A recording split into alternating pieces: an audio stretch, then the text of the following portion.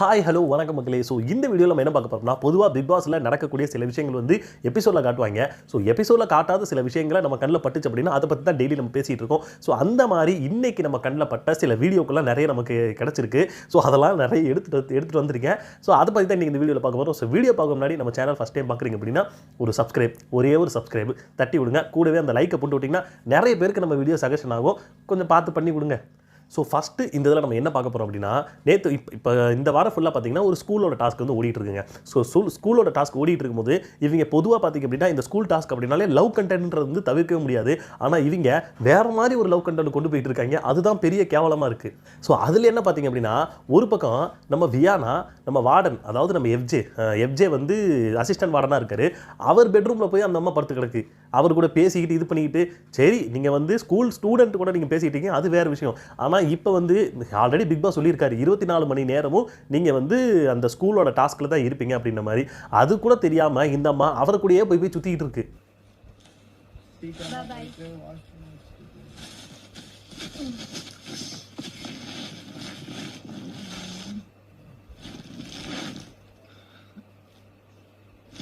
இதில் இந்த அம்மா கிளம்பி போகும்போது கூட அவர் கையை பிடிச்சி இழுத்து அந்த பொண்ணோட தலையை கோதி விடுறது என்ன, அதுக்கிட்ட பேசுறது என்ன, இது வந்து ஸ்கூல் மாதிரி தெரியல, வேற என்னமோ மாதிரி இருக்கு.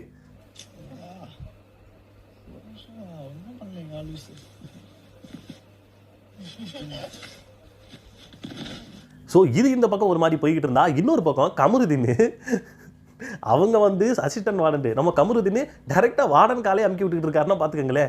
நீங்கள்லாம் படிக்க வந்தீங்களா, எதுக்கடா வந்தீங்க?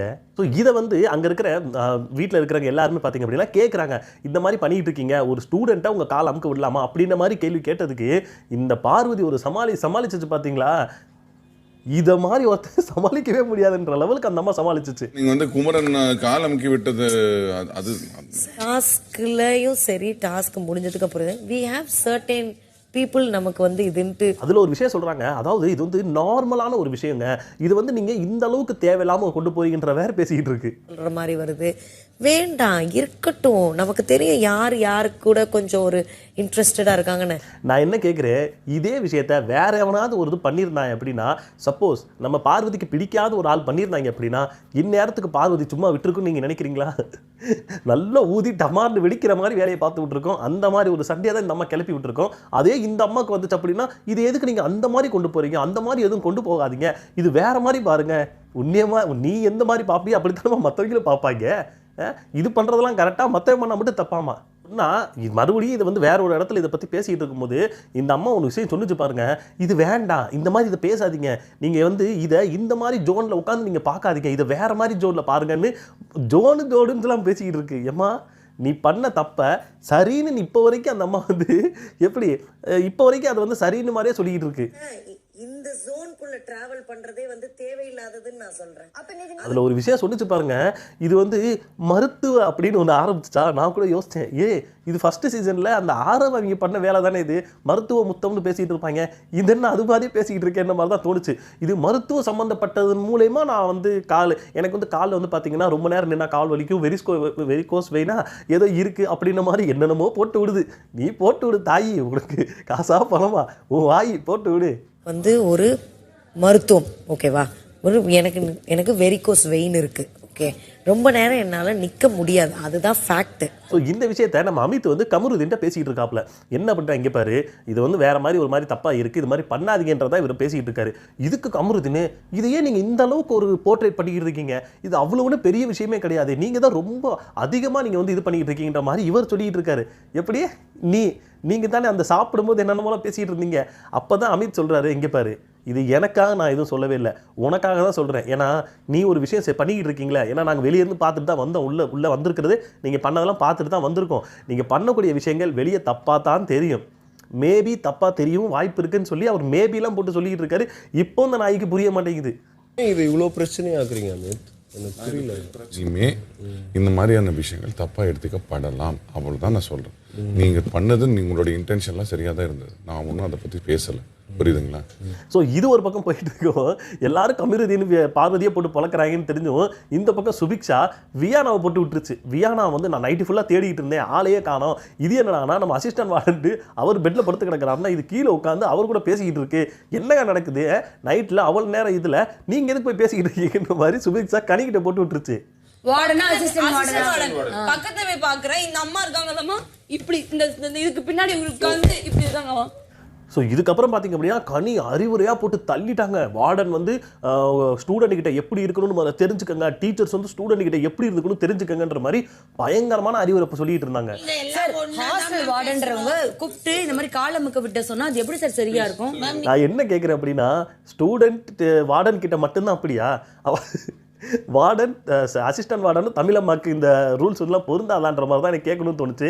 ஏன் அப்படின்னா அசிஸ்டன்ட் வார்டனும் தமிழம்மாவும் போகிற அந்த ஜோடியை பார்த்தீங்க அப்படின்னா ஆஹா கண்கொள்ளா காட்சியாக இருந்துச்சு.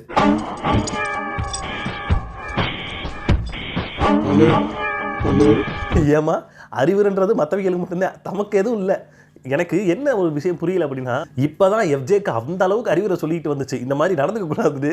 ஆனால் இவங்களே ஜோடியாக தான் போயிட்டு இருக்காங்க. எனக்கு ஒரு விஷயம் புரிஞ்சிருச்சு, எஃப்ஜேவால் நிறைய பேர் அழிய போகிறாங்க. ஒன்று ஆல்ரெடி நம்ம ஆதிரை ஆல்ரெடி பேக்கப் பண்ணி அனுப்பி விட்டாங்க. இப்போ அடுத்த லிஸ்ட்டில் பார்த்தீங்க அப்படின்னா நம்ம வியானா இருக்காங்க. அதுக்கப்புறம் லிஸ்ட்டில் நம்ம கனியம்மா தான் இருப்பாங்க, கனியக்கா தான் இருக்க போகிறாங்க. ஏன்னா ஆல்ரெடி வந்து எஃப்ஜே மேலே வந்து பயங்கரமான ஒரு நெகட்டிவிட்டி நிறைய எல்லா இடத்துலையுமே போயிட்டுருக்கு. கனி மேலே ஏதோ ஒரு பாசமோ ஏதோ ஒன்று இருந்துகிட்டு இருந்துச்சு. ஆனால் எஃப்ஜே கூட சேர்ந்து என்ன இதுன்னு தெரில, அந்த அம்மா வந்து கழுத்தை கட்டி பிடிக்கிறதும் கழுத்தில் முகத்தை வைக்கிறது என்ன இந்த இதுன்னு தெரில. எப்போ பார்த்தாலும் அந்த அம்மா கிட்ட அப்படி தான் பழகிட்டு இருக்கேன். ஆனால் ஒன்று தெரிஞ்சு போச்சு, கனி எந்த அளவுக்கு ஒரு பாசிட்டிவாக உள்ள வந்தாங்களோ அதை விட அதிகமாக நெகட்டிவ் ஆகிட்டு வெளியே போகிறாங்கன்றது வந்து இதிலேருந்து உறுதியாயிருச்சு. நேற்று ஒரு விஷயம் நடந்துச்சுங்க. நேற்று வந்து பார்த்தீங்க அப்படின்னா எனக்கு தெரிஞ்சு 2 பேர் வந்து கோவப்பட்டு கத்துனாங்க.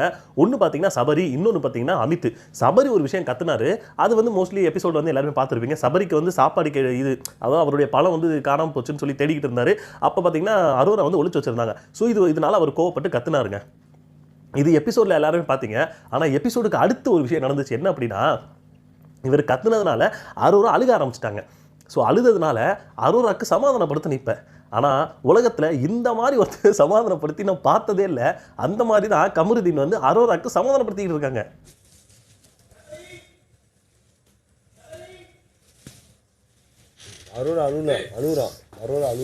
ஏன்டா நான் ஒன்று கேட்குறேன், அம்மாவை நீ இங்கே பிடிச்சி தான் தூக்கியான்ற மாதிரி நீ சமாதானம் இப்படி தான் பண்ணுவியாடா, அடே நீ சமாதானமே படுத்த வேணாம் கிளம்பி போடான்ற மாதிரி தான் சொல்லணும்னு தோணுச்சு. அடுத்து இன்னொரு பக்கம் நம்ம வியானா வந்து ஒரு மாதிரி இவங்க கூடலாம் பேசிக்கிட்டு சண்டை போட்டுக்கிட்டு இருப்பாங்களே. ஸோ அது மாதிரி நம்ம விக்ரம் கிட்டையும் யார் வினோத் இவங்க கூட ஒரு மாதிரி சண்டை போகிற மாதிரி விளையாட்டுக்கு சண்டை போகிற மாதிரி போட்டு இந்த அம்மா மைக்கெல்லாம் கழட்டி வச்சுன்னா அவங்க வந்து தூக்கி ஸ்விம்மிங் ஃபுல்லாக தூக்கி போட்டாங்க. நைட்டு இந்த எபிசோடு முடிஞ்சதுக்கப்புறம் ஸ்விம்மிங் ஃபுல்லாக தூக்கி போட்டாங்க. அப்போ பார்வதி அந்த இடத்துல இருந்து ஒரு கவுண்டர் கொடுத்தாங்க பாருங்க. எனக்கு சத்தியமாக சொல்லி சிரிச்சுக்கிட்டே இருந்தேன். என்ன சொன்னாங்க அப்படின்னா வியானாக்கு ஒன்றும் நடக்கவே இல்லை. ஏன்னா தெரிஞ்சு அவங்களுக்கு ஆல்ரெடி தெரியும் இவங்க வந்து நம்மளை தள்ளி விட போகிறாங்க. அதனால தான் மைக்கெல்லாம் கழட்டி வச்சுட்டாங்க. இவங்க அவங்க உட்காந்து அழுகுறாங்களாமா. எப்படி அழுகுறாங்களாமா அது ஆல்ரெடி நம்ம வினோத்துக்கு தெரிஞ்சு போச்சு. இந்த அம்மா வந்து இதுதான் பண்ணிக்கிட்டு இருக்கு, ரொம்ப எல்லாரையும் வந்து கேனையாக்கிட்டு இருக்குன்ற மாதிரி ஆல்ரெடி தெரிஞ்சு போச்சு. ஸோ இது அங்கிட்டு பார்வதிக்குமே தெரிஞ்சு போச்சு. அதுக்கு அவர் பார்வதி என்ன சொல்கிறாங்கன்னா, ஏமா ரொம்ப கஷ்டப்பட்டுலாம் அழுகாதம்மா,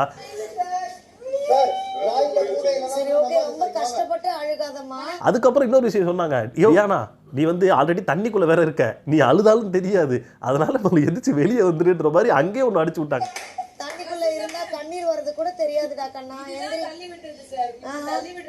இதை கேட்டுக்கிட்டு இருந்தா நம்ம வினோத்துக்கு அவருக்கு சிரிப்பு தாங்க முடியல.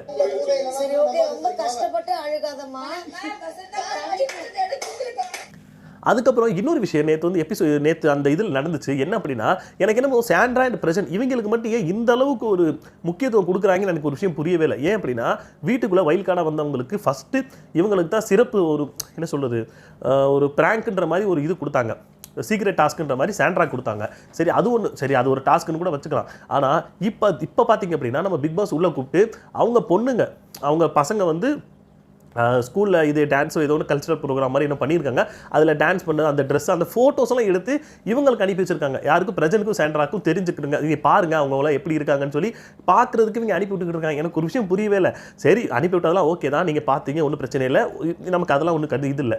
ஆனால் இவங்களாச்சும் ஒரு 3 வாரம் தான் ஆச்சு வந்து இவங்க 2 பேருமே பார்த்தீங்கன்னா ஒரு 3-4 வாரம் கூட வைங்க. ஆனால் இதுக்கு முன்னாடி 50 நாளாக நிறைய பேர் வீட்டுக்குள்ளே இருக்காங்க.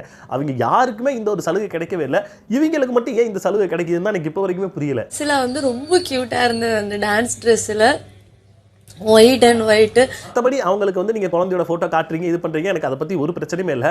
ஆனால் இவங்களுக்கு மட்டும் தனிப்பட்ட சலுகை எதுக்கு எனக்கு தெரியல. சப்போஸ் உங்களுக்கு தெரிஞ்சிச்சு அப்படின்னா கமெண்ட் செக்ஷனில் கமெண்ட் பண்ணுங்கள்.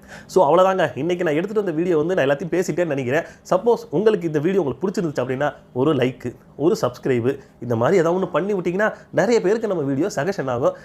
அடுத்த ஒரு சூப்பரான ஒரு மொக்க வீடியோவில் பார்க்குறேன். டட்டா, பாய்.